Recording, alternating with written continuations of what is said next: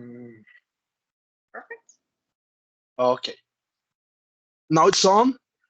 Thanks a lot. We're here talking to Katherine from Sylvaine. How are you doing, Katherine? Hi, I'm doing fine, thank you. A little tired. It's like kind of late here in Oslo at the moment, but all good. Can't complain. Okay, You? okay. You are talking from Netherlands. Am I wrong? No, I'm in Norway, actually. I'm in Oh, Norway, no way. north the Netherlands, just a little bit further. So, Just a little bit. yeah. Oh, thank you. Thank you for your time. Thank you for having this time talking to us here from Headbangers Brazil. Now I want to start talking about the formation of Sylvain. How it was for you to start a band, how it was for everyone. Can you explain us, please? Yes, I started Sylvain back in, well, technically it was 2013 when I started making my first album, but it kind of like became like I actually started my like company and everything like that in 2014. So it's been 10 years now that I started. I've been doing this solo project of mine. So I started Sylvain because I'd been in like other bands and other projects before, many different kinds of groups, but they always kind of ended up taking a path that I didn't quite feel um, well, I didn't quite feel it, just basically in general. So it was just a wish to try to create a home for all of my most personal and most like innermost feelings. So I decided to make Sylvain back in 2013, 2014 as a way to deal with myself, I guess, to have like a kind of therapeutical outlet within music, since music had has kind of been my safe space my whole life. So but yeah, this was the first time I decided to do a solo project where I write everything on my own, I do everything on my own, I record everything on my own. And on stage, I have like three session musicians with me to be able to bring this to life on stage. So Nice, nice. And being just Sylvain, being an expression of yourself through music, and this, and I do think that you can put a lot of your feelings outside, and it almost will become the language of the band to the world. What do you like to talk about in the lyrics? What's the main subject that you want to share within the world?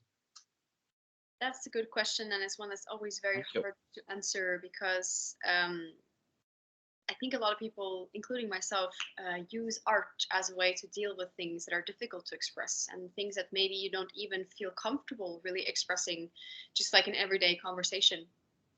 And Sylvain is, I usually say that Sylvain is my audio diary, and it kind of like, captures who I am at that moment in time. But it's very much related to spirituality. It's kind of like the main pillar in this project. It always has been so far, and I don't see that changing anytime soon.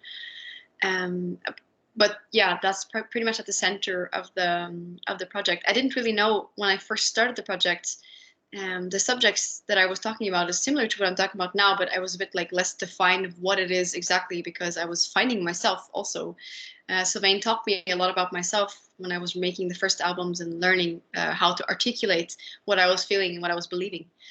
So it always is very difficult to talk about this, but to summarize it in a way that's kind of easier to digest, I guess, is that I have a strong spiritual belief. So it's not religious, it's not connected to religion or organized religion. Although I don't, people have to believe in what they need to. I don't judge anyone for that. I just judge when people start to create like differences, like, different values between people based on their belief. I don't like that. But otherwise, if it's a personal thing, I don't really mind. And for me, it's based in spirituality. Um, and again, to summarize, something like I believe that our soul or like the inner part of ourselves is not really from this sphere. It's not from Earth. It doesn't belong to the planet Earth or the human plane that we're in right now. And it comes from a place beyond here. It's when we're born into this human world, we come from there. And when we die, we go back there. And you can call it like the plane of light or something like that. I don't know. It's like it's kind of weird to talk about and hard to explain, but something like that. And Okay, okay. Continue, please. um, and when we get born into this world, we are sent into bodies, and the body is like of this sphere. It's a human, human experience that our soul is having. And it's a great thing. We're sent here to learn. We're sent here to experience, to love, to see life in this way of living it. But there's also some difficulties with it. Being at our core, being beings that are not material, that are like kind of something that's filled with, I mean, something that's like of light, or things that we can't really comprehend with our human intellect. It poses some problems when we're strapped in this kind of like meat car that is our bodies. It creates a kind of disconnection between what we truly are and what we are when we're here. And some people might feel a bit more of that disconnect than others. And it can come out in things like, for example, feeling like you just really don't belong here and you've never found your place in the world, and you just like have this like constant longing for somewhere else that you've never seen because you can't remember it, or you can't like access it from this human plane.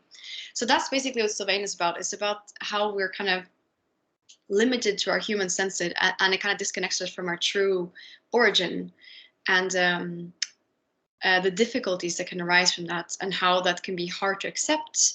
But it's also like life is a beautiful gift, but you know, it's like kind of all the emotions that arise from that being the fact that we're spiritual beings trapped in a human experience, I guess, is the way to put it. Nice. And you were talking, and I got that.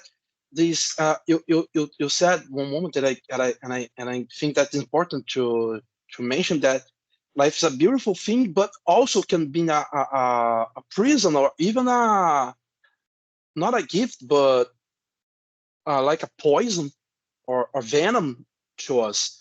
And do you think that finding this connection within spirituality in your own way could help you to pass through all this? I mean, I think belief in whatever form it takes shape, if you're believing in a, you know, almighty God, or if you have some kind of whatever kind of belief in life, equals kind of creating hope in a place where it's not always easy to find light, because our human experience here on earth, it's full of beauty in every part of life, and it's full of good things that we're meant to experience, full of love. It's just that in our modern times, I feel like we're absolutely bombarded with all the darkness that's also in this world, and like all of the human suffering that humans cause other humans, because they create some kind of us and them differentiation between the value of one group of humans versus some other group of humans. And I think that belief in whatever shape it takes on definitely can bring a bit of light and a bit of hope to people. For me, it's definitely a guiding, like a path in my life, and something that guides me through life. And it also, I guess, it's also a way to find purpose, and to explain this kind of this experience, and to see the sense in it. So yes, I guess in a way it definitely helps me get through this, and see it as a challenge, but a challenge that is ultimately here to make us grow. And sometimes it's really hard to see that in our darkest moments, but I try to keep this in mind, and that definitely makes my days lighter, even when it's you know, life is throwing the worst, or the worst parts at me, or like it's the hardest moments.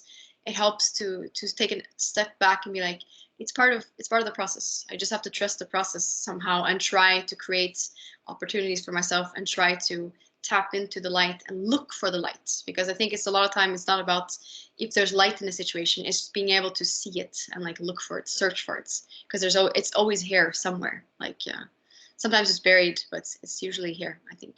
So Yes. And music is a really good path to reconnect yourself and to show these, because like you've said, even life being beautiful and full of love, we are being shocked and only can see the darkness.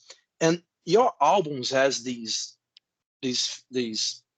artwork that even being just a little bit sad in some ones, like atoms aligned coming undone. It's just like how could I expand tell you, it's a beautiful artwork, but also full of uh, challenges, because there's rock and flowers. In Nova, you put yourself as a light, like everyone can be. So I think that so you think that this is the way to be better, to build a better place?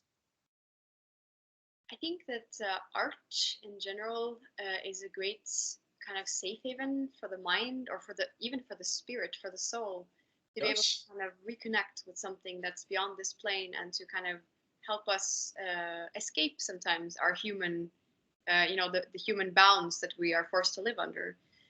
Because it's heavy. And I think every single one of us has, especially in modern times when we have so much information thrown at us all the time, we have felt the weight of the world. And sometimes when you really start to sit down and think about stuff, like I've had so many conversations with my parents, with my friends, about how the world is going, and it's really hard not to end up in a very like dark place when you start to talk about it, because sometimes it is really hard to see the life to see the light.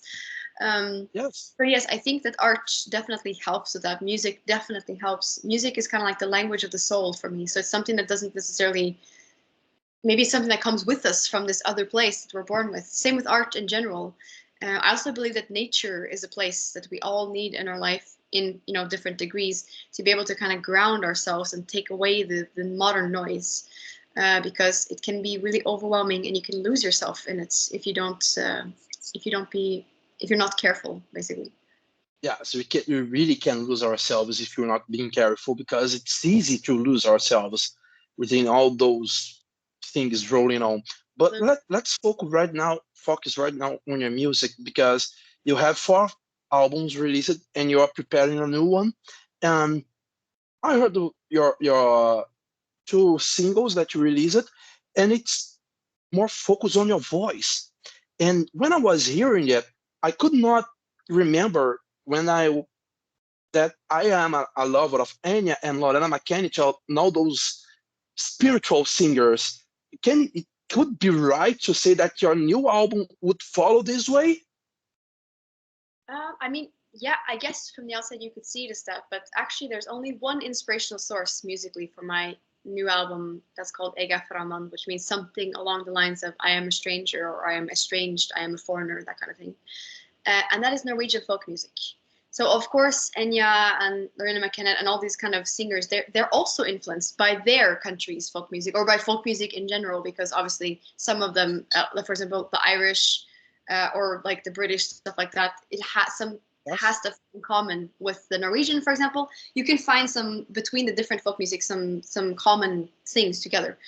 But my new EP is basically 100% inspired by Norwegian folk music. It's kind of love letter to my heritage, my musical heritage as Norwegian, and genre, or folk art, I should say, that I've grown up with since I was a kid, and it's something that I've heard around me from day one, growing up here.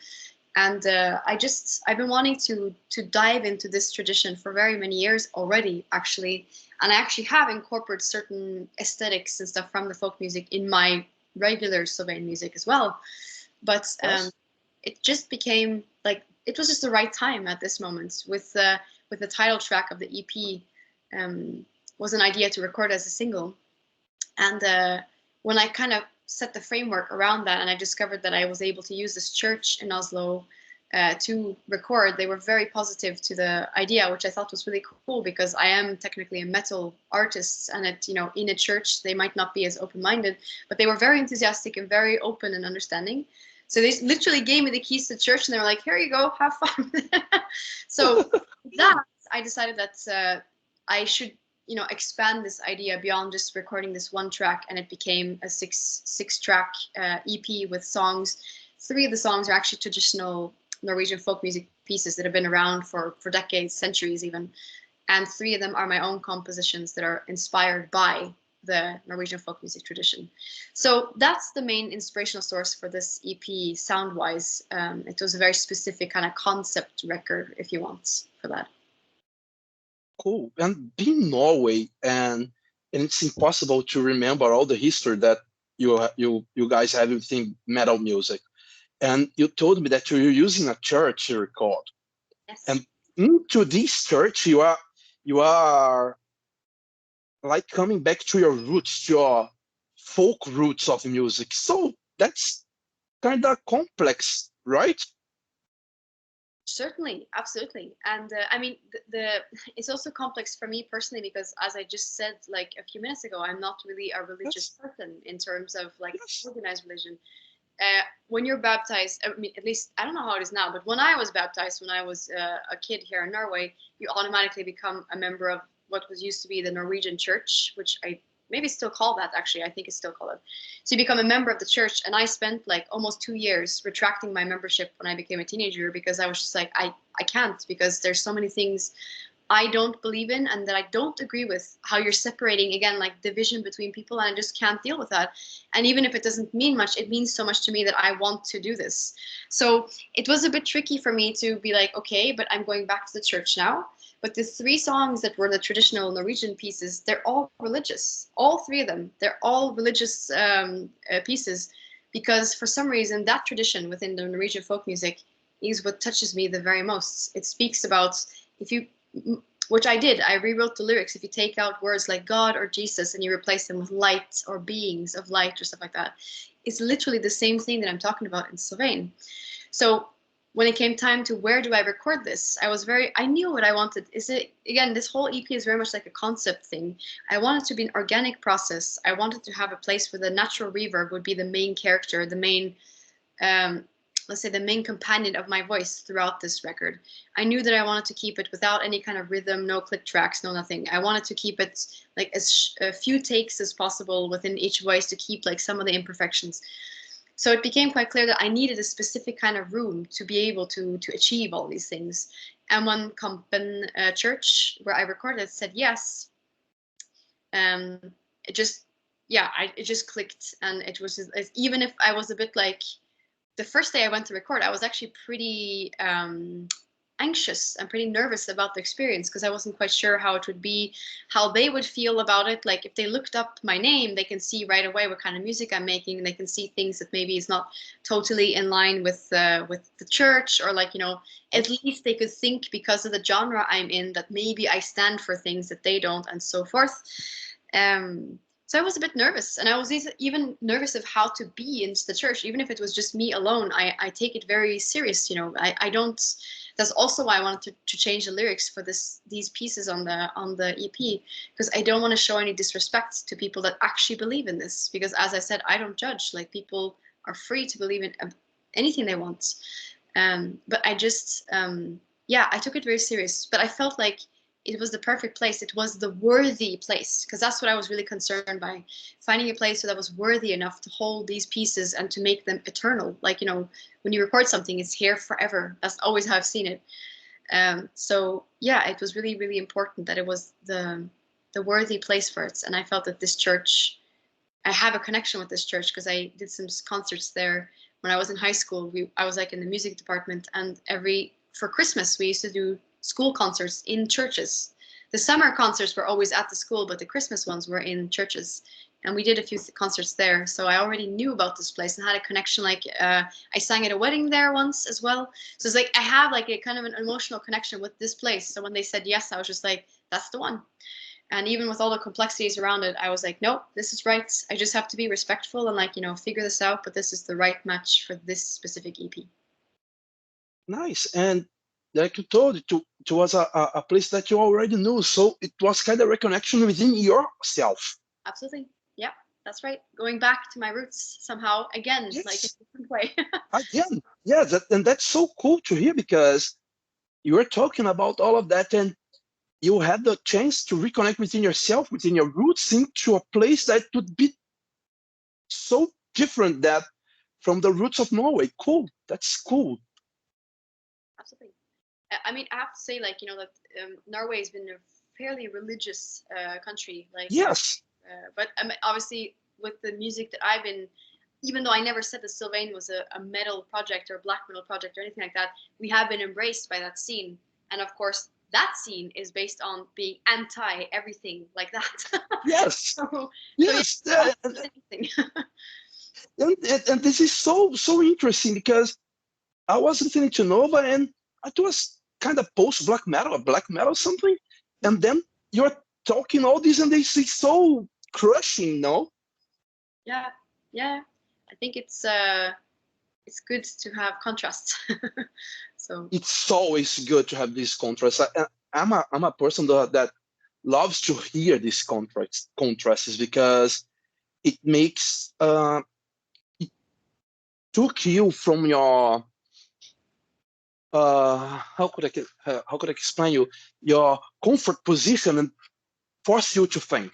that's it. It challenges you a bit. Yeah. Yeah, challenge you. It's Mm. always challenge you, and that's cool. That's something that I love in Sylvain. Thank you for doing it. Yeah, And let me ask you a question. In March 8th, it was Women's International Day, and you are a woman in metal. I don't know in Norway. Here in Brazil, we have a lot of bands. Not a lot, but we have a crescent of women-based bands during rock and metal. How it is in Norway? Can you tell us, please? well, it's getting better. I think like in every country, it's kind of the gender equality is leveling out slowly but surely. But it's been heavily male dominated for, well, most of the time that heavy like rock or metal or any of these kind of genres have existed. We know that the black metal scene, for example, was like, I mean, in the beginning, I don't think there was almost any women involved, very few anyways. And it's, of course, now there are more people involved. But to give you an idea, I'm the first person ever, like I'm the first woman to ever be nominated for the Grammy Award that has in the metal category. In 2018, when I released, I mean, for 2018, when I released Adam's Line Coming Undone, I was the first woman ever to be nominated in that category, in the metal category. And Oh, again for Nova in 2022, it was the second time I was nominated and still the only woman.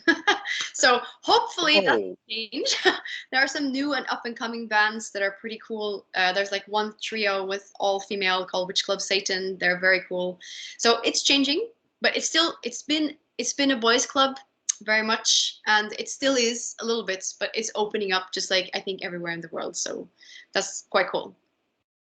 that's really, really, really cool. And congratulations for those Grammy nominations because it's an important mark. Mm, Even yeah, people didn't mention it. It's an important mark. So yeah. congratulations for it. Thank you. Like, And yeah, I think it's well, going to be a potential to show other girls or women, to be like, yes, I don't want to call myself a role model because I never would see myself as a role model, but just to show other people that, hey, it's possible. It can be very cool. So, yes, yes, other than the prize itself, but yes. really cool. So, I don't know if you don't know those some bands here from Brazil like Crypta and Nervosa.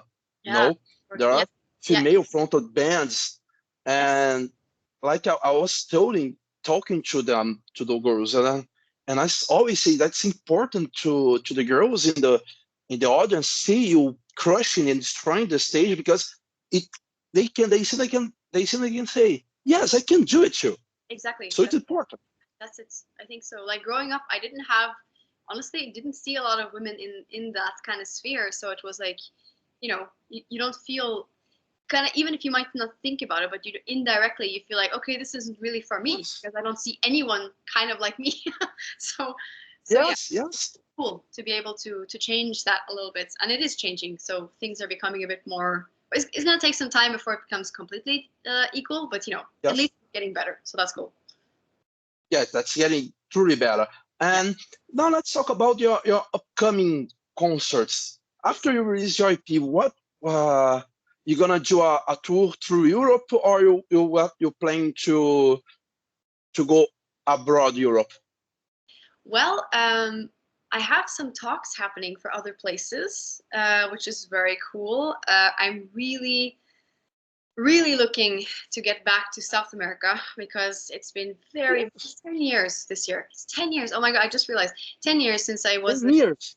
playing with Alcest, just like that was completely crazy. I'd never played guitar once in my life. I'd play guitar for other people, and then I went on tour with a metal band as like acoustic support band. So that was crazy. but yeah, I would love to come. We would all love, my whole band would love to come back to South America because it's like the best fans in the world. So we're trying to make that happen. We're working on it, but it's a bit of obviously with the travel and everything, it's a bit more complicated. But so for right now, we only have plans in Europe, but we're going to do some festivals this summer.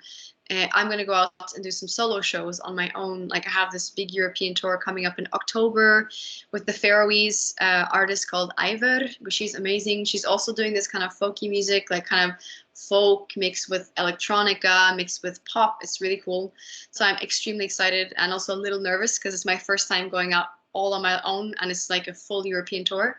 So yeah, I've been preparing for that already a little bit. But yeah, hopefully more things will happen. And when the next record, like the next full-length record will be out, hopefully we'll be able to come back to North America as well. But for now, it's just Europe. And then also maybe a few other things, trying to plan other things in the background. Cool. And you've done South America within Alcest. What countries you've been here? We were in Brazil, Argentina, and Chile, actually. Yeah, it was cool. So you came to Brazil once. Yeah, I did, but I didn't play. I was just along with it. I was just because we played. I can't remember why. I can't remember why I didn't play. But anyways, I played in Argentina and Chile. So hopefully next time also Brazil. Okay. And then during all these tours and this tour by yourself within this pop, folk, electronica concert with these artists, what people can expect from you? Good question. Thank you. When I go out on my own, I haven't done it very much. I've only done four or five shows on my own so far, and they've all been like in special context, like exhibition about black metal at the National Library, or like exhibition in Berlin, like kind of, or supporting Emma Ruth Rundle. I mean, it's been like shorter shows and not like my own thing. So in April, I will do my very first show, like my headlining show on my own in Athens in Greece. And both for this show and also the European tour that I do with Ivor later in the year, where I will be support again, is you can expect a very, very intimate set. It will be very dynamic. It will be very emotional. It's kind of like, even more than my band shows, it's really like just opening my chest and going like, hey, you want to have a look at my soul? Which sounds That's it. but that's kind of how it is. It gets very, very personal like that. It's very cathartic. It's it can, the dynamic range goes really high. It can go very quiet to still quite like lush and loud and with lots of layers. So it's a very dynamic set. It's a very emotional set, very intimate and very like welcoming people into my soul sphere, which is super scary and also Yes. very nice at the same time. So people can expect. Cool. What do you know about Brazil? What the music and culinary? What do you know about our country here?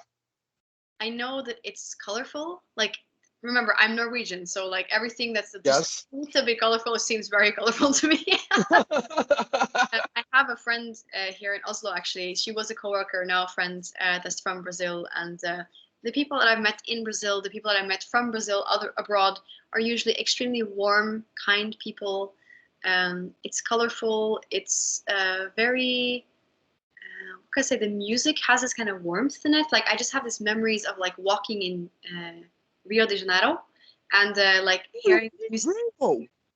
Yeah, in Rio, and like hearing the music coming from the bars, like the live music that was happening. I feel like it's a country where art and music and stuff is very, very present. It's like very in the whole thing. I remember being in Sao Paulo and seeing all the graffitis on the building, like watching people doing capoeira in the streets. I don't know. I was like, this is the kind of community feel that I don't feel here in Norway at all. This kind of warmth and openness and like colorfulness and art based. So, yeah. What else? What can I say? Like, I just hope to be back one day. That's all I can say, because it was very. So yeah. You were in Rio in 10 years ago. It was 2014. It was the first time that Alcest done a concert here. I think so. Yeah, I believe so. Yeah. Shit, I was in that concert. Yeah, me too. Yes. So I was just waiting for my concerts and being like completely. I was trying to prepare for my concerts like a few days later, but at the same time, like, you know, trying to enjoy Rio. And so Yes. it was cool. So please try to mark a concert within Sylvaine or within your solo project here. I will be there, man. I will be Yeah, there. absolutely. I'm working on it. This is like one of the places in the world that I want to be able to go back to, like really actively want to go back there. So trying to make it happen. Okay. Sure. I hope it would happen. So please, could you send us a message? Of course. Dear sweet people of Brazil, like we really, really, really hope to see you at some point. Last time I was in Brazil, I unfortunately couldn't play. But hopefully that will change very soon and all of us can come back and enjoy this beautiful country and to have the best evening with you guys, because you're some of the best fans in the world, and I really truly hope that we will have the honor to play for you very soon. Until then, please take care, and we'll see you on tour, hopefully. Hopefully. Thank you a lot for your time, Katherine, guys. This is Katherine from Sylvaine. Bye-bye. Thank you. Thank you. Bye. Bye.